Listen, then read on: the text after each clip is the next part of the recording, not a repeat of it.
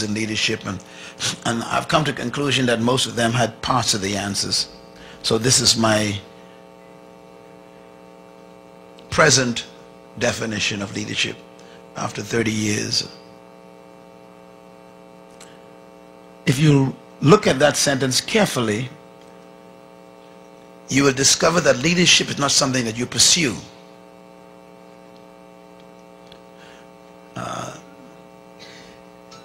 Leadership is a result.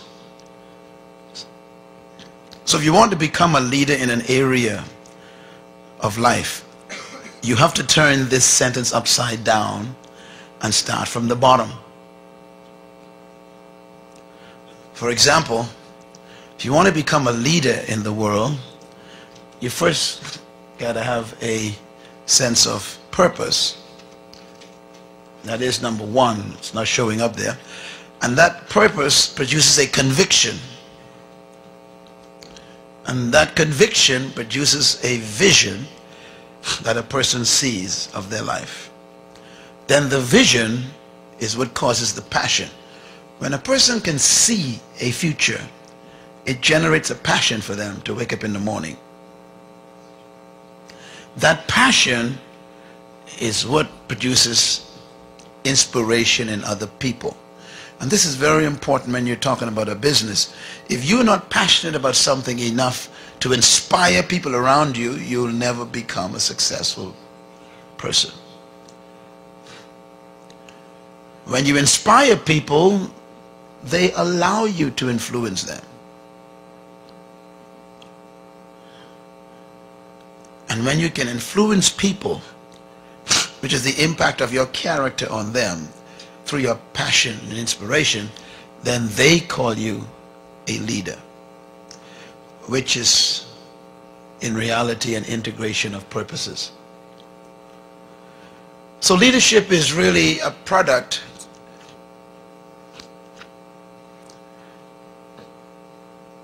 of discovering a purpose that gives you a conviction that you were born to do something, that gives you a vision that you begin to see how to do it, that produces a passion for you to go and pursue it, and that passion to pursue it inspires other people.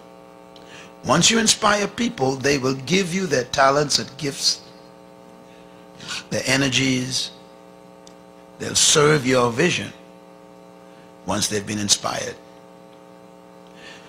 Now what's important here is that if you can't inspire people, then you cease being a leader and you become a manipulator. Whoever you cannot inspire, you must manipulate. Most of the people that you call leaders, I call them professional manipulators, because they know how to play games with your emotions, play games with your fears. They threaten you. They control you. And we basically call them, in technical terms, dictators. The pulpits are filled with those people. They're not real leaders. They manipulate people.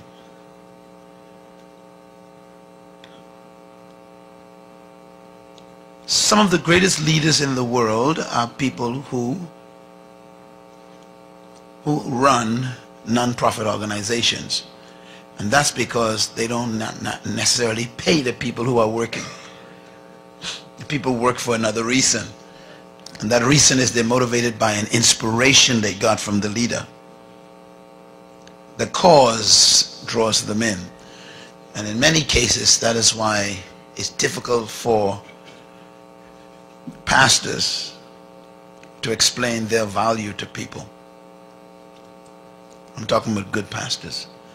And this is why many pastors' salaries are far below what they should be, because in the world of business, sometimes you can't measure in quantifiable form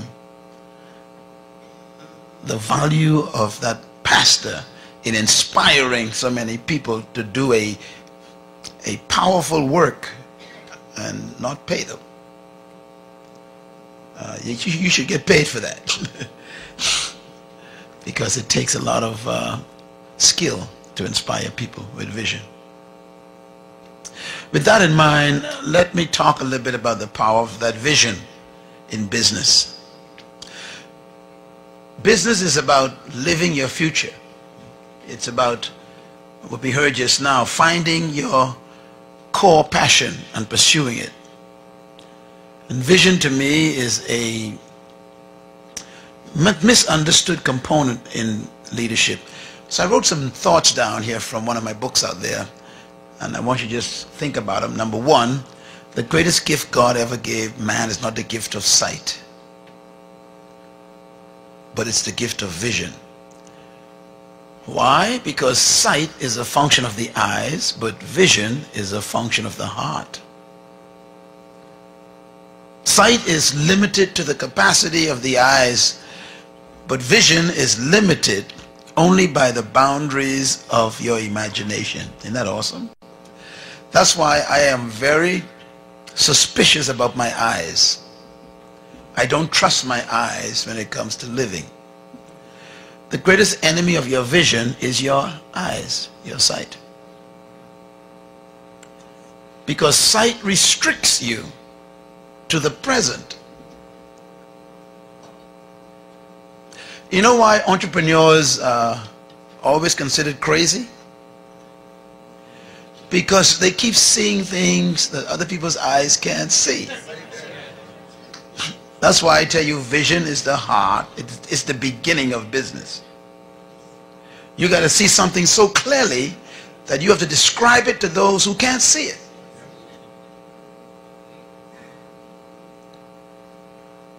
And that vision is what releases you to the uncharted waters of the future. You begin to dream. Sight captures the present, but vision captures the future. Sight deals with what is, but vision deals with what could be. I'm talking to aspiring entrepreneurs today, sitting in this room. Some of you stayed at this luncheon because you want to start a business and don't know what to do. Some of you sitting here because your business failed and you're afraid to start again. Some of you are here because you are in business but you're stuck. You owe everybody and ain't making nothing.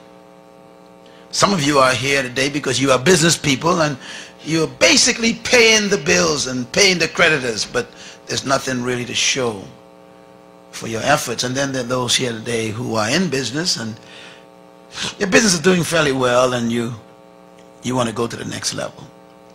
Well, here's where you start.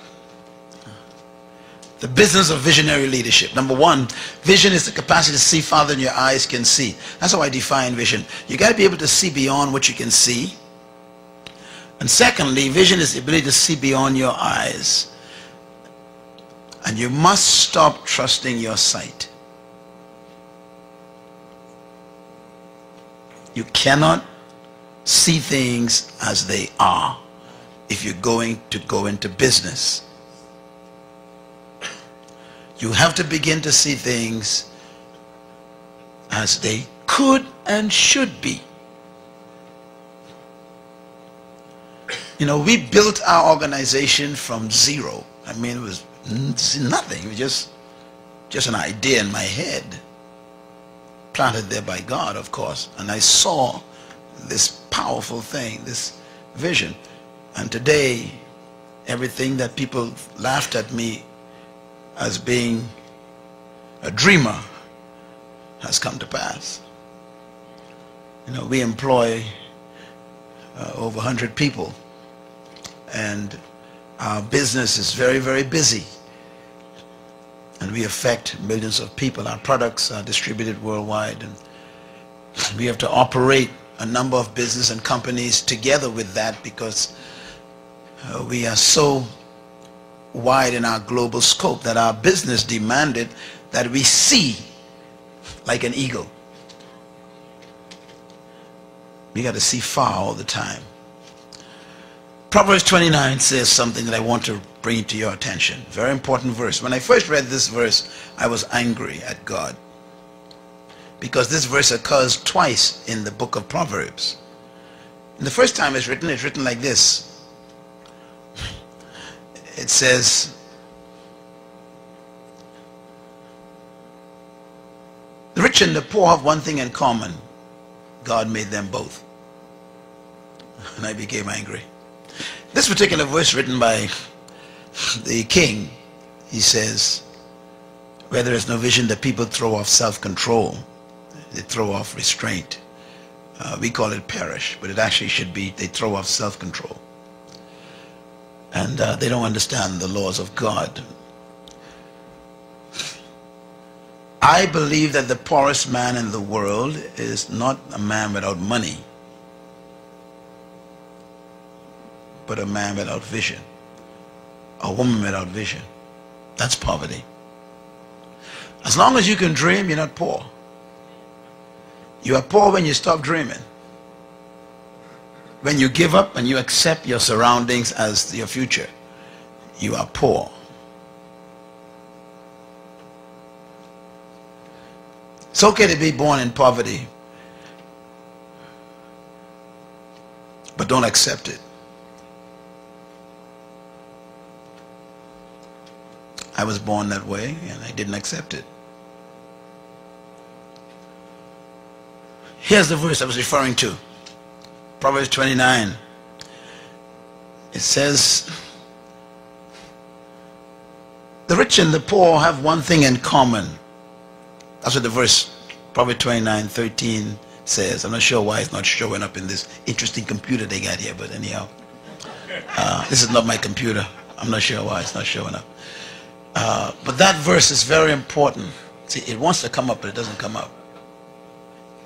It's a very important verse. It's not coming up. Anyhow, let me quote it for you. It says, the rich and the poor have one thing in common. God made them both. Now, when I first read that, I was poor. So my reaction to that was, okay, this means that God made rich people and God made poor people. And I happen to be one of the poor ones he made. So I was angry at God. Then the verse occurs again in the book of Proverbs. This time, Solomon explains it. Solomon says, the rich and the poor have one thing in common. God gave sight to both. So now I did my little research. I said, let me go find out what this means. And when I studied in the Hebrew language, it says this. The rich and the poor have one thing in common. God made all of them, and they became rich and poor depending on how they saw. It changed my life. The difference between rich and poor is how they see. That's what the Bible taught. Vision is therefore the key to prosperity and success. I have a little note here about Hog Island. There is an island in the Bahamas that I grew up with.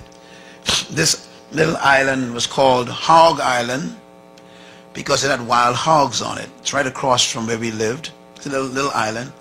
And we used to put all of our garbage dump over there. You know, the city would dump all the dump over there, just garbage dump. Wild dogs and hogs over there. And it was termed, this is the legal name, Hog Island, because wild hogs are over there. Just nothing and dirt, just smelly thing. A guy came to visit the Bahamas, just to visit us. He just died about 2 weeks ago. But when he came to the Bahamas years ago to visit Nassau, where I lived, he saw this dirty island called Hog Island. And he went to the government and says, look, I'd like to buy that island. And the government figured, oh, he wants to buy the garbage dump. So they sold it to him for almost nothing. And his name was Merv Griffin. Merv Griffin bought this dump called Hog Island and decided to build the first hotel on it. And then he built a second hotel on it. And then he built a bridge between that island and my island. And then he changed the name of the island just by changing it. He called it Paradise Island. It's amazing what you can do by just changing the name of an island. He saw in a garbage dump a paradise. He built these hotels and wonderful resorts, and it became a multi-million-dollar corporation, and then he sold it to another man from South Africa whose name is Saul Kirshner. He built the largest hotel in the entire region of the Caribbean on Hog Island. It's called Atlantis.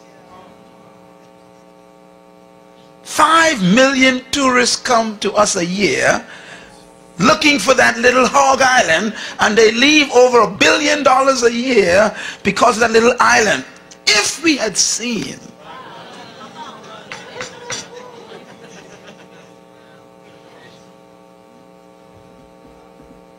there's an Hog Island not too far from your house.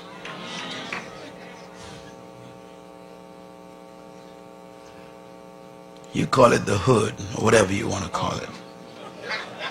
Whatever you call it, that's what it is.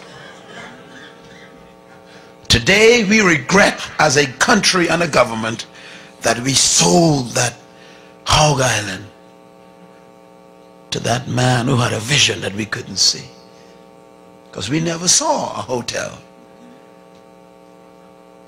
in the garbage. Today, Paradise Island is the #1 tourist destination in the entire western region for the entire Caribbean. Hog Island. The rich and the poor have one thing in common. God gave them sight. One become rich, one become poor, depending on how they see. So you can see a Hog Island, or you can see paradise. Whoever sees paradise becomes rich.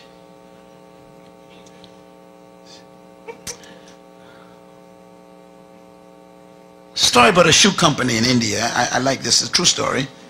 There were 2 young men who went to college out in the West Coast, California, and they were sitting in class one day, and they decided we're going to go on a summer vacation to India. So they saved up their monies, and they said we want to go and explore India. There's excitement about going to India. So these 2 American young guys, put on their cut-off jeans with the holes in it and T-shirt, got their backpack sorted out, and they made it just enough money to get to Bombay, and they lived in hostels because they couldn't afford hotels, and they kind of rode the trains around in India to see the country, and they were so excited about massive Indian country, but they had never seen so much poverty in their lives. And one day they were sitting in the window of their hostel looking over down at the street, and they saw hundreds of thousands of poor, smelly, dirty Indians sitting in the mud there in the street, under cardboard boxes and pieces of tin, and they had never seen so much poverty. There were sores and flies over some of them, and one of the guys said to the other, he said, "My goodness, man, I've never seen so many people in one place." I mean, because India has, at that time over 900 million people, almost getting to 1 billion. They're over 1 billion now. And there he was in this massive city of Bombay, massive poverty, and he said, "I've never seen so many people so poor, man. Can you see that?" He said, "Yeah." He said, "Look at that. Nobody has on any shoes, and there's mud." And the other guy says, "Yeah, man. Wow, what a shoe business."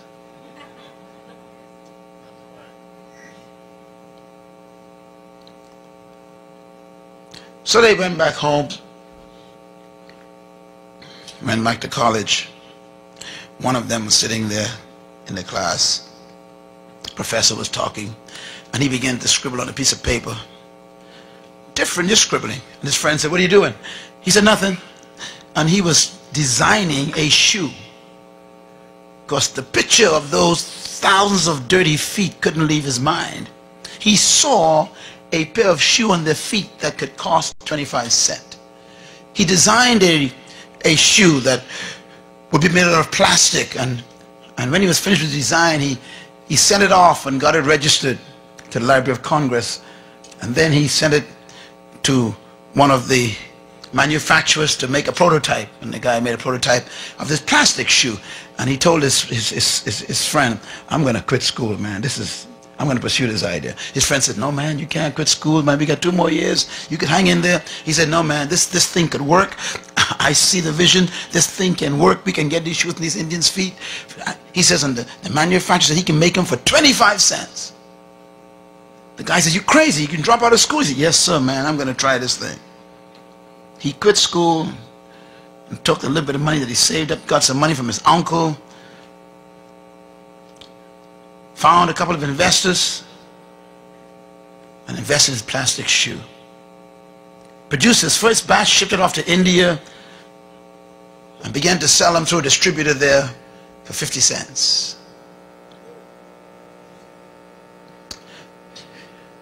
The shoes went so quickly they couldn't produce them fast enough. Just these plastic shoes. Within 12 months, he had sold over 1 million pairs of shoes. He became a millionaire in 12 months. His friend was still in school trying to finish his last year. In 2 years, he became a multi-millionaire. He was selling now up to 15 million pairs of shoes per year. He had to build an office, a factory. He now had a staff working with him. The manufacturing plants kicked in, and he began to sell these plastic shoes to India. And many of you may have seen them in India. And within 2 years, he was a multi-millionaire. His friend had just finished graduating. Came to look for him. So he hired his friend. His friend was an accountant, so he says, you might as well count my money for me. His name was Tom. His last name was McCann.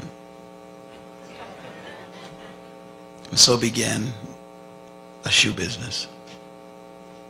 Isn't that amazing that one person can see just bare feet? Another person can see a shoe company? Business. Those who have no vision will be hired by those who do. Write that down, please. Quick, quick, quick. Let me tell you something about vision. All true vision will be tested for authenticity.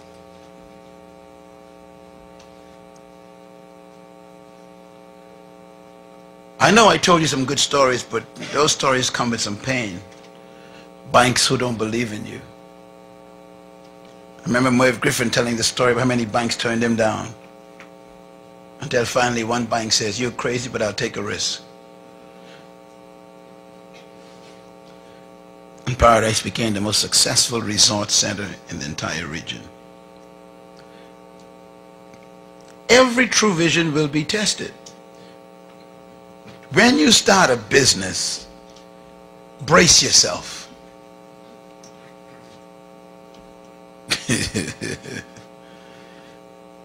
Because there may be like 3 or 4 different hells. They'll all break loose on you.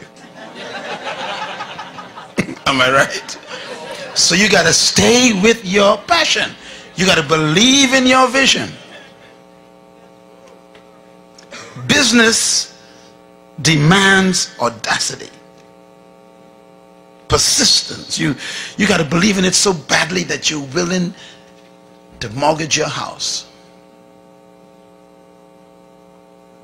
You know, success is a result. It's really not a gift. So here's a couple of thoughts for you before I give you these 6 items. Number 1, the original mandate of God was a business mandate. Did you know that? God is a God of business. Everything is about business with God. You were created to dominate in an area of gifting, not to dominate people. So business is really in everyone here. You were never commanded to dominate people, but to have dominion over things in the environment, birds and fish and animals and trees. Case in point, God never gave Adam a chair. He hid it in the tree. God never gave Adam a table. He hid it in the tree.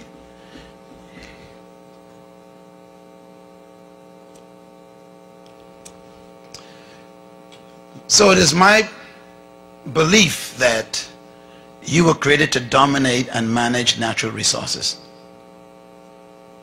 If you don't learn to manage natural resources, other people will manage you.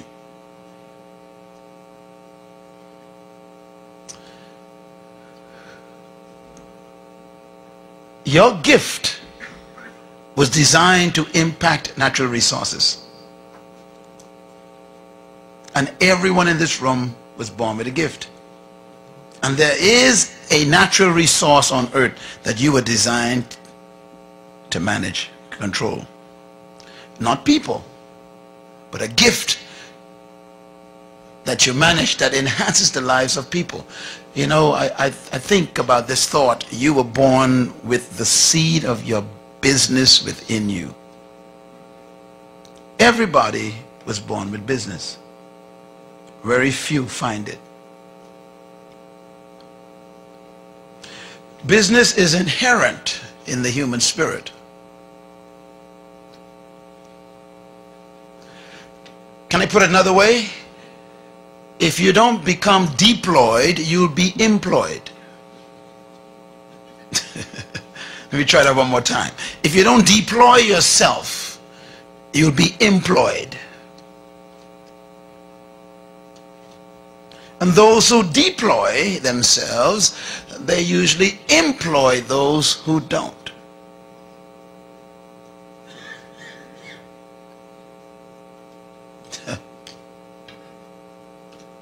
So business, it exists within you. Where was business born? Here was where business was born. Genesis 1:26 says, let them have what? Dominion. That's when business was born. Because, and I'm going to move kind of quickly here because we need to get out of here, but I want you to see how this works.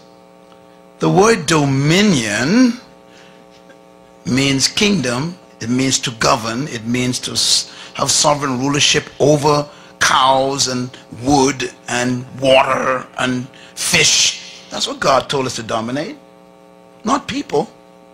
It means to master something. Everybody say master. Whoever masters something becomes successful. One of the reasons why we fail in life is because we become Jack. Show me a Jack, I'll show you a poor man. Listen, you were not born to do everything, so stop trying. And stop jumping from one thing to another thing every 3 weeks. This is crazy. Stop changing your major every year. This is dumb. It's a formula for poverty. You were born to master something. Say it. I was born to master something. Say it again. I was born to master something. See, that's what we were hearing earlier when he talks about cutting back on all these distractions. You got to find something that you master. And look at that second statement. You were created to lead in an area of what? Gifting. You got to find your gift. Point number 3 is critical.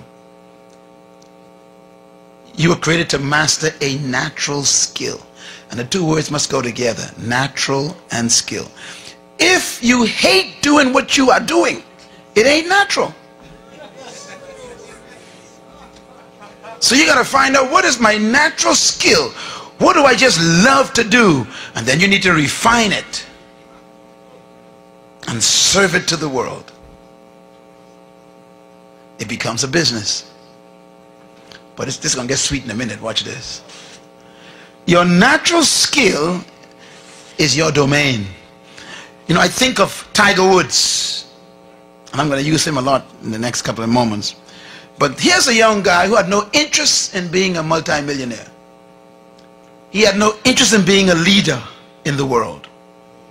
All he wanted to do was to master his natural skill. So at age 4, his father gave him a piece of stick and said, hit this ball. Age 4. And from age 4 until now, he's still hitting with that stick. And all he wants is that stick. He gets it. I was reading one of his statements. He says he awakens every morning at 4 a.m. and goes to the golf course while you are sleeping. Remember now, to become a leader in any area, you must become the slave. You're missing it. You really are the masters. He's the slave. He's up at 4, you're sleeping. But he's up as a slave because he's mastering a gift which he serves you later at 4 p.m. and you pay him $240 million a year just to do it. He calls it fun. You call him leader. Are you getting this? Yeah. He found his natural skill. So I'll never forget, Newsweek magazine did a story on Tiger Woods 2 years ago, and the cover story was a picture of Tiger Woods, and they had on the cover story, and I have it in my file, I had to keep it, it says mastering his domain. Oh, I was so excited. It was God's words coming to pass. When you talk about golf, that's his domain. He's king. He's the only guy who can get 3,000 people to run up and down a field on a golf course. He is mastering it. What do you do that makes us come and run up after you? Why do people follow to find me? Why did you come to find me? People drove 5-6 hours to come to my meetings. Some fly in. What's going on here? Because when you master a gift, it attracts its own provisions.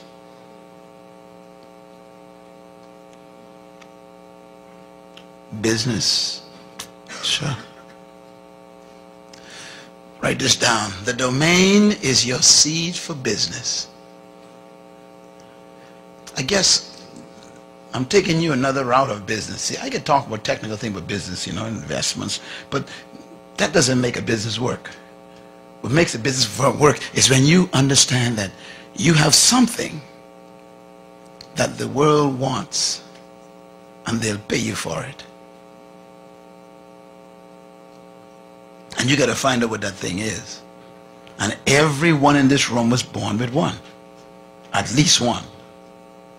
No one came to this earth without something. I'm going to prove that right now. Your domain is your purpose. What we were born to do, whatever you were born to do, that becomes your domain. Please buy this CD, okay? Okay, here we go. I'm coming now to the 6 laws of business.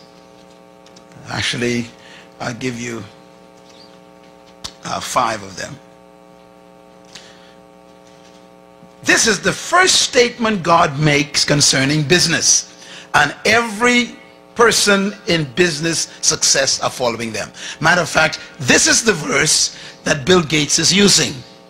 Stephen Jobs is using this for Apple computers. iPods are using this. iPhone is using this verse. McDonald's is using this verse. Kentucky Fried Chicken is using this verse. Pizza Hut is using this verse. And the saints keep avoiding it. They are making billions from this verse. God said to man, be fruitful. What's the first command? Be fruitful. Second command, multiply. Third command, replenish. Fourth command, subdue. Fifth command, have dominion. Now notice it says over fish, over birds, over fowl, over living things in the creation. Okay, But he gives this man 4, or yes, 5 simple instructions. And then God left him. God gave man a business strategy. Now the verse before this is verse 27, right? So God created man, etc. And the verse before that is verse 26, right? And that's when God says what? Have dominion. So God tells man in 26, have dominion. In 28, he tells him a strategy on how to have dominion. He didn't leave him without the strategy. He says, here's how you dominate. Look at it carefully. He says, be fruitful, you multiply, you replenish, you subdue, and then you'll have dominion. You say it again. Be fruitful, you multiply, you replenish, you subdue, then you'll have dominion. First he said have dominion. Then he says, now let me tell you how. First you got to be fruitful, then you got to multiply, then you got to replenish, then you got to subdue, and then you have dominion. Who dominates golf? Who dominates Big Mac? Who dominates chicken? Kentucky Fried Chicken. Isn't that amazing? These people dominate these areas.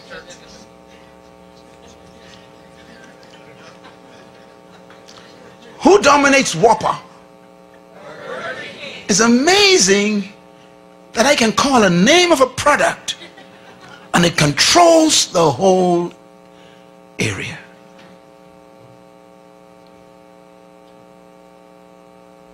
Don't get me wrong. This is not complicated. So there's a picture of my man. The 4 laws of business. Number 1, be fruitful. Okay, this is where business begins. The word fruitful in Hebrew means productive. It doesn't mean to have children. I was shocked when I discovered that. The first command God gave man was what? Be productive. In other words, produce something. Oh man, I wish I could talk to you for a couple more hours about this. Say it. Be productive. Stop saying fruitful because you're thinking about babies. Tell your neighbor, be productive. Be productive. No, say it this way. Produce something that I could buy. That's the first command.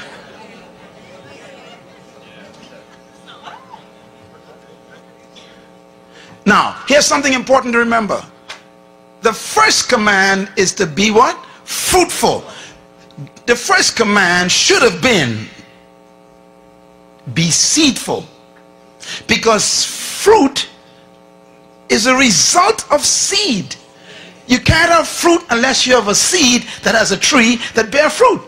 God ignores the entire first step. Look at me, man. Just get deep now. God said, look, I even ain't going to talk about seed.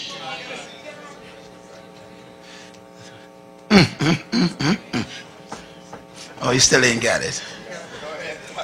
Listen, when God demands something from you, it exists.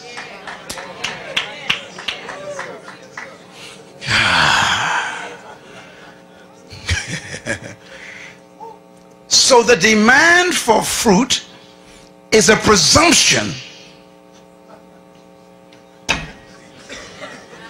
Some of you are getting it.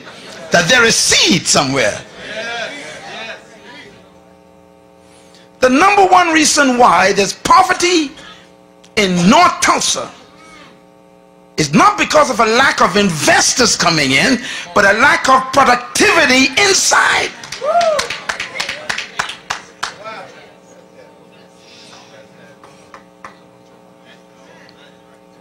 Do you know how you measure? Listen. Here's how you measure a nation's wealth. Listen carefully. A nation's wealth is measured by 3 letters. All nations. Gross national productivity. In other words, if the nation ain't producing, they call it poor in the UN. Money doesn't make you rich. Productivity does. That's why China is one of the biggest threats right now. Even though they may be poor, they are producing. What do most people in the North Tulsa do? Consume. All right now.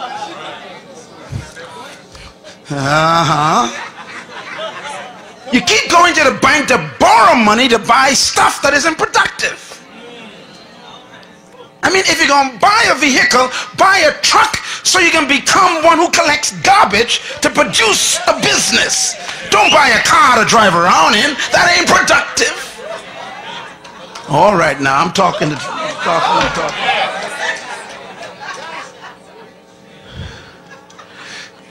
The command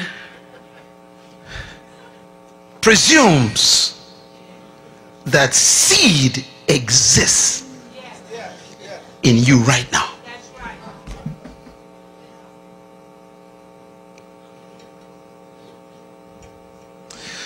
Oh, I need to spend a week just come on business, you see, because business is deep, see.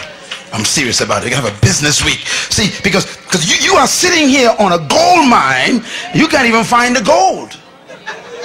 You don't know what your seed is yet.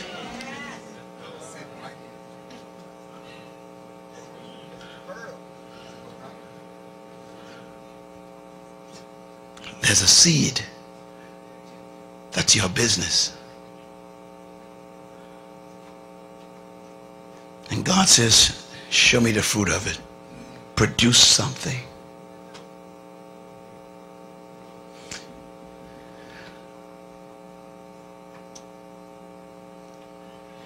Now, when you produce a product, watch God's strategy now. Let's say, okay, Apple computer. You all remember that Stephen Jobs dropped out of school. You know that. He quit college too. Most successful people quit college. I hope you know that. I almost did. You know, my mom kept me in. That's no why she kept me in. But anyhow. Stephen Jobs quit school because he had an idea. Everybody say idea. That's your seed. Your seed is the idea that won't quit.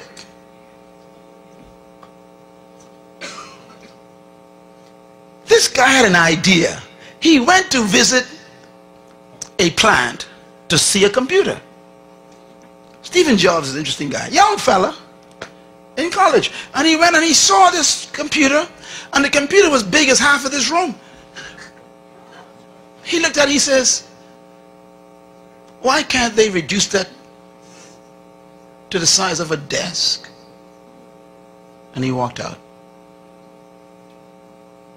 And he kept seeing visions of that great massive computer the size of a room on a desk. I wonder what you see that won't leave you alone.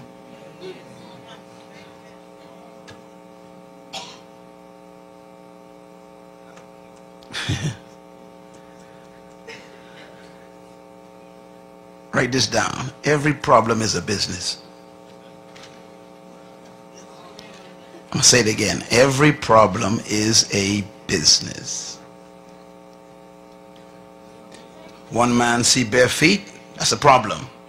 The other one see a shoe company, that's a business. One man see a hog island, that's a problem. Another man sees a resort, that's a business. Produce your seed.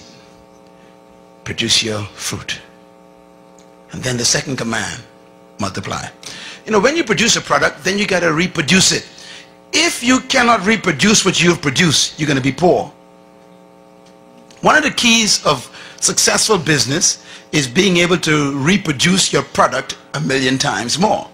Any good company that wants to succeed must be able to follow God's second command, to multiply. So that's why when you want to, you see, there was only one Burger King years ago, one restaurant that sold one Burger King. They refined, everybody say refined, they produced a fruit. Now everybody makes burgers, but they produce a unique burger called a Whopper. Come on somebody. Now you make burgers at home, don't you? But when you want a Whopper, you go straight to Burger King. Even though you got the same bread and beef and all this stuff, you still want it because they refined it. Everybody say refined it. I'm talking. See, you got to take your seed and produce a fruit, and you refine it first.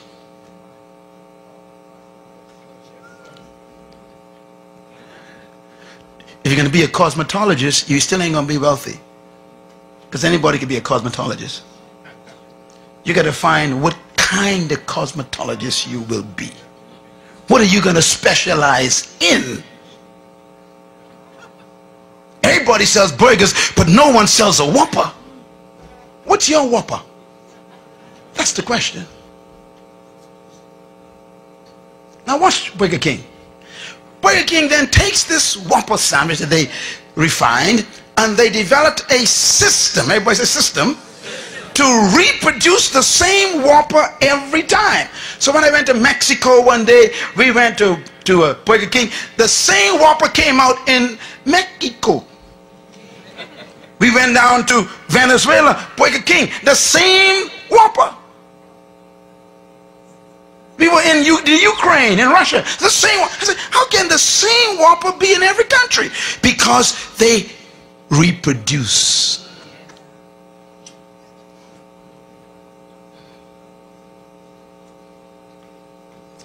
iPod.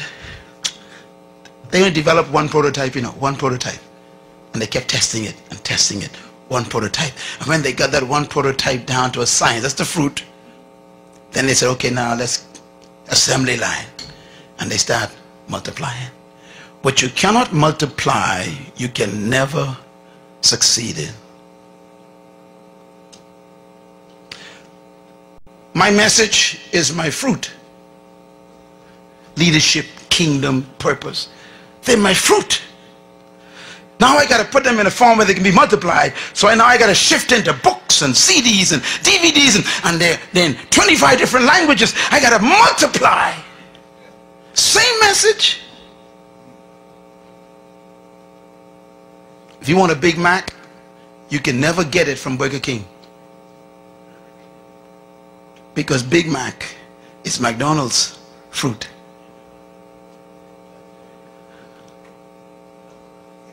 And they keep reproducing it. God's third command, replenish, is a big one. If you're going to be successful in business, you got to be able to distribute your product. You got to develop a distribution system.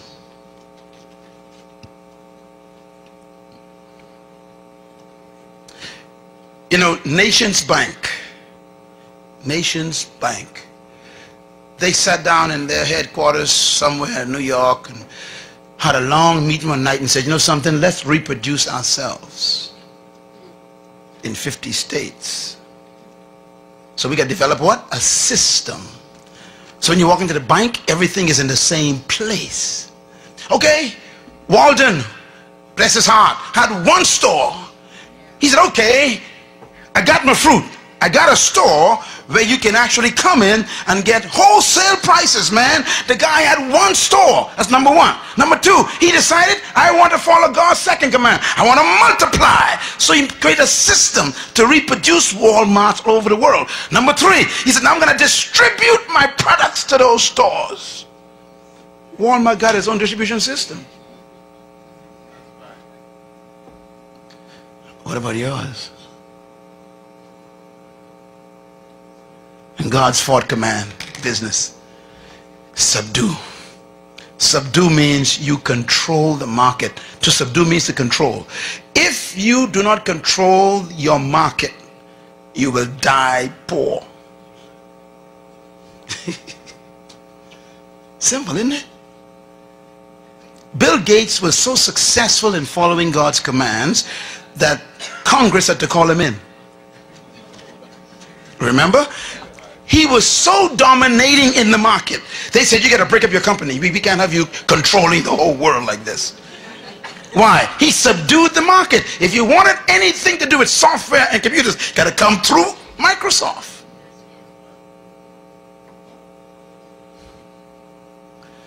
Can I put it another way? Subdue means when anybody wants a product like yours, you're the first one they think about.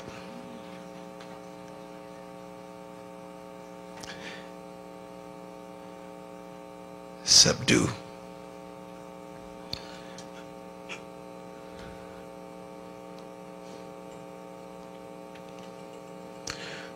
So Ford Motor Company says we're going to subdue the truck market. So they focus on trucks. Mercedes said we're going to focus on luxury cars. Lexus say we're going to be focusing on quietness. Everybody got their little unique burger, see? What's yours? Listen, stop going into just shoe business. You're going to lose. Everybody's selling shoes. You got to find a unique kind of shoe. In other words, I'm only going to sell shoes for babies. Now you got your niche. You got your whopper. Stop selling shoes for everybody. You're confusing the market. I only sell shoes for teenagers. You got your whopper. Now you got to reproduce that every time. Open 4 stores. Then you got to distribute. Make sure that you can get the shoes in every store on time. Then you have to control the market. If you want shoes for teenagers, you got to come to me. I got the most current. I got the widest variety. This is where you come. That's business. By the way, this applies, you know, I'm not in a pastor's conference, but I teach the pastors too. Your church got to follow this. Your church got to have a unique fruit that makes it different from every other church. Because everybody clapping and singing. You better have something that is so different, and then when you open another branch, you can reproduce the same spirit.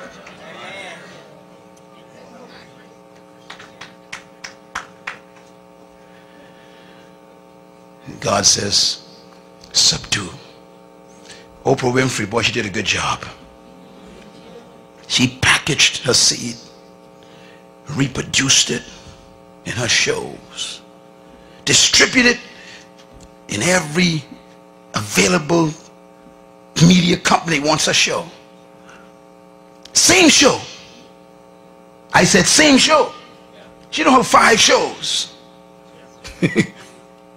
She refined that 1 hour. That's her fruit. And then she multiplies it. They produce 1 million different copies of that tape. And then she distributes it to all those media houses. And then she subdues the talk show day. She controls it. And now we leave the number 5. She dominates. Microsoft dominates. iPod, Stephen Jobs dominate. What are you going to dominate? T.D. Jakes called me up one day. He says, Myles, I'm about to have a leadership conference on a cruise. And the first person that came to my mind was you. That's when you know you are dominating in the field. Is when your name comes to mind first. If someone says, let's eat a Whopper today, you ain't got to decide where you're going anymore.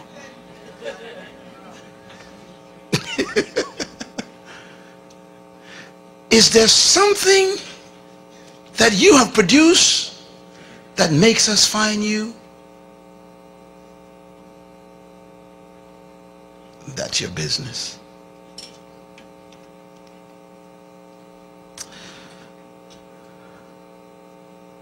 Let me close with this, and then I'll come back next week. There's my girl Oprah.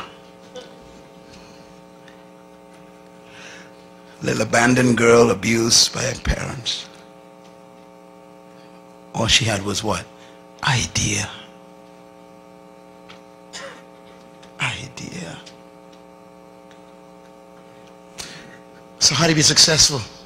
Seeds of greatness. Write this down. Everyone possesses seeds of greatness. Say it out loud. Number 2, your seed is your purpose and passion. Say it. Your seed is your purpose and passion. Number 3, your seed contains your future. Say it. Number 4, in every seed there's a forest. Say it. Number 5, your seed is the ideas that won't go away. Say it.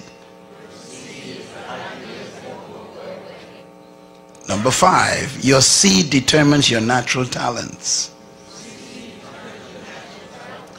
And number 6, I love this one. The world needs your seed. But the world doesn't eat seeds.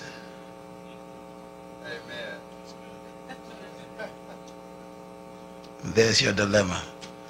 The world eats fruit. So God says, produce something.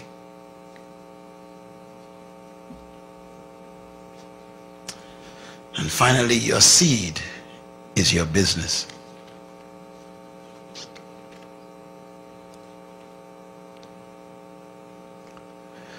The kingdom of God thinks so simple. You got a seed, produce the fruit, multiply it, distribute it, and dominate it. There's room for you in the world. Source of business, number 1. You were born to solve a problem. Say it. This is how you become great, you know. You got to think like this. Number 2, you are God's response to a need he created. Say it. I am God's response to a need he created. Number 3, you are the answer to a question God knew would be asked in your generation. Say it. I am the answer to a question God knew would be asked in my generation. What a loud scream from the Holy Spirit. Number 4, you are the fulfillment of one of God's desires. Say it. I am the fulfillment of one of God's desires. There's something God desired that made you necessary.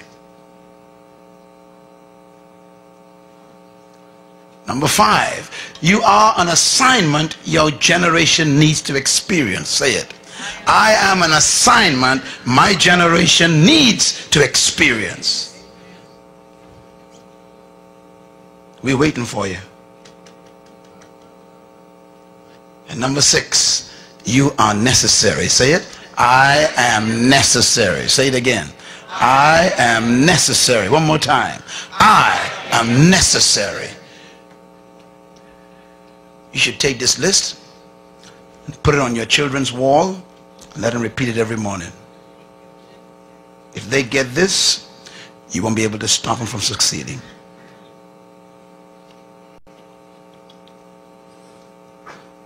Business is finding your seed, making it a fruit, multiplying it. I have much more to say to you, but we're going to go because I need to go too. Listen to me. I was asked a question years ago. The question was, how do you become successful? My answer goes like this. You might want to write this down. If you want to be a success, do not seek success.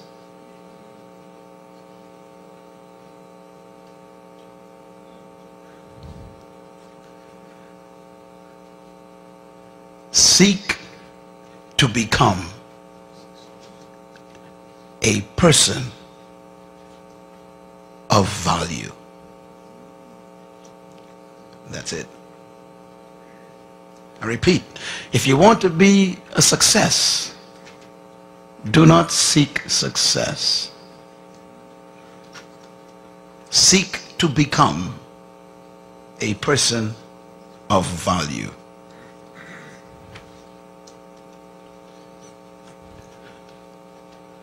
How do you become a person of value? Simple. Refine your gift to the point where the world needs it.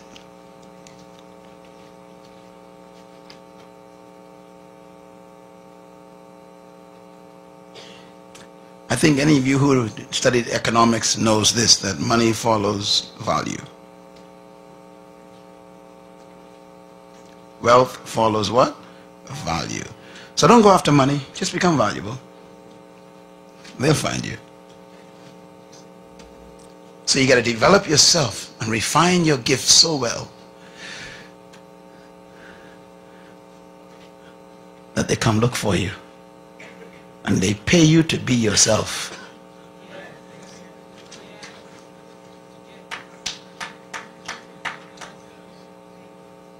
I was talking to my secretary this morning. I told her, I said, I'm so tired of all the demands. She said, yeah, you need a break.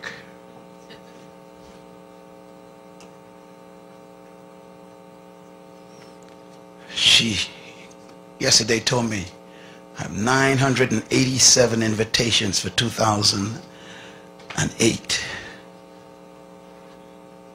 987 invitations around the world for a year that hasn't begun yet.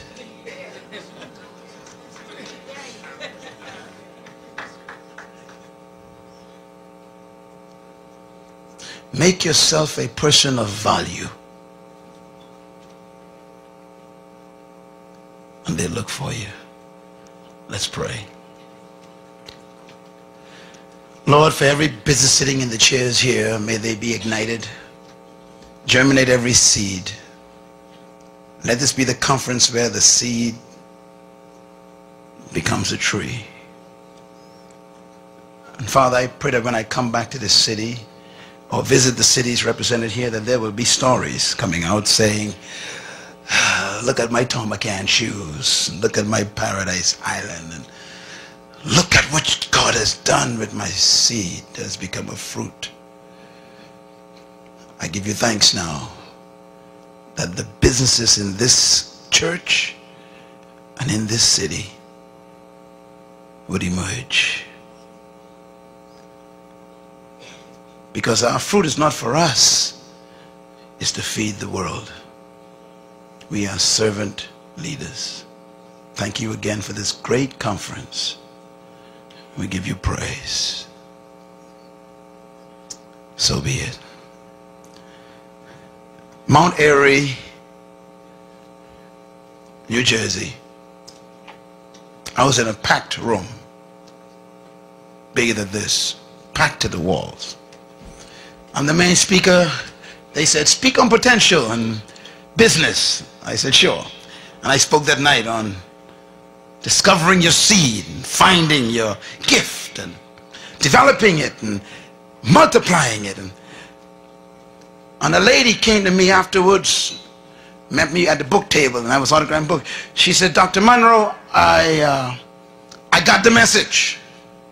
I said, fine, ma'am. And she's kind of old lady, you know, with his clothes, kind of all hitched up.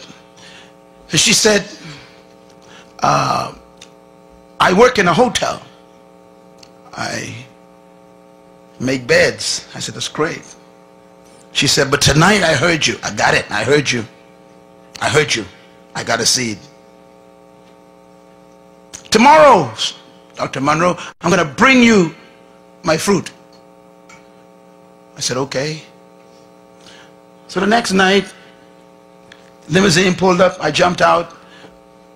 Some of the aides, bodyguards there were at the door. And this lady was standing in the crowd. People who knew me wanted to shake my hand. And I saw this lady, and she had this paper bag in her hand. She says, Dr. Munroe, here's the fruit that you talked about last night. This is my fruit. And she gave me this brown paper bag, greasy paper bag. I like grease, so I took it.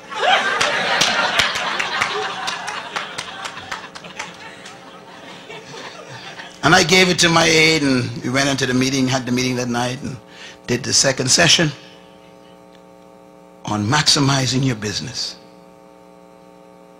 I went back to the hotel room, opened that bag. I was tired, took my clothes off, and picked up the bag, and in that bag was 6 cookies. I'm thinking, okay, cookies. I got 1,000,000 cookies. I took one bite of those cookies.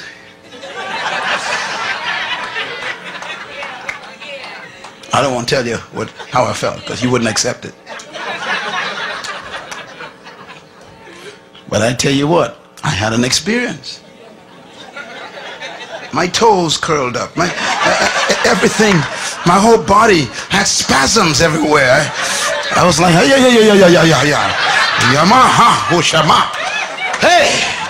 who is this woman?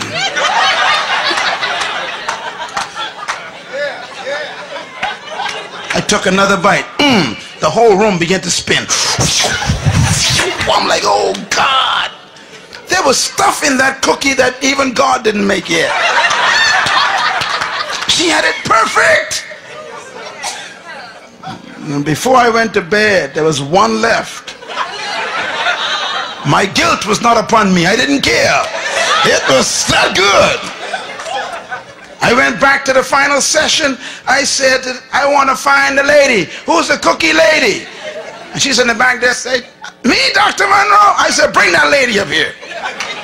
She came up forward. I said, lady, I don't know what you put in them cookies, but let me tell you something. You found your fruit. And I told them that night before I left, listen carefully, what you do with your fruit when you first develop it, I said, give it away free. Volunteer your fruit away. Please remember that. You give it away free. So I left Mount Airy, and 12 months to the date, I was invited back to be the same speaker at this massive conference again. I came there to speak. They wanted session number 2 on business and potential. Place was packed. I'm excited. I mounted the stage, began to speak,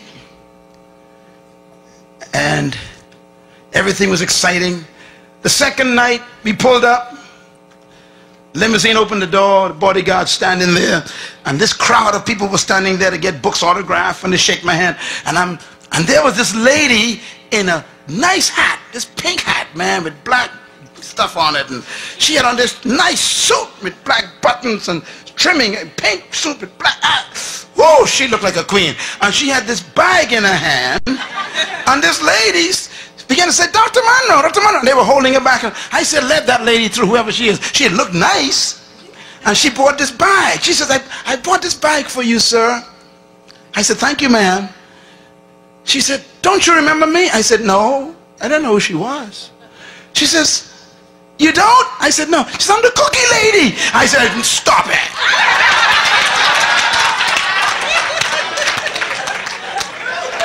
Man, she was shocked. That cried out. I said, what happened to you? She said, you won't believe it. She said, I brought you my bag, specially just for you. I opened the bag, and there were these boxes of neatly packaged cookies with nice design and everything. And she said, my cookies are being distributed to all the major stores in the city. I employ 258 people. She said, and my company's already hit $3 million. She said, all because of you. She says, and therefore I want to give you something. And she ran in the purse and bought out this envelope. She said, this is just a token of my gratitude to you. Thank you so much. I'm just a cookie lady, that's all. Multi-millionaire in 3 years.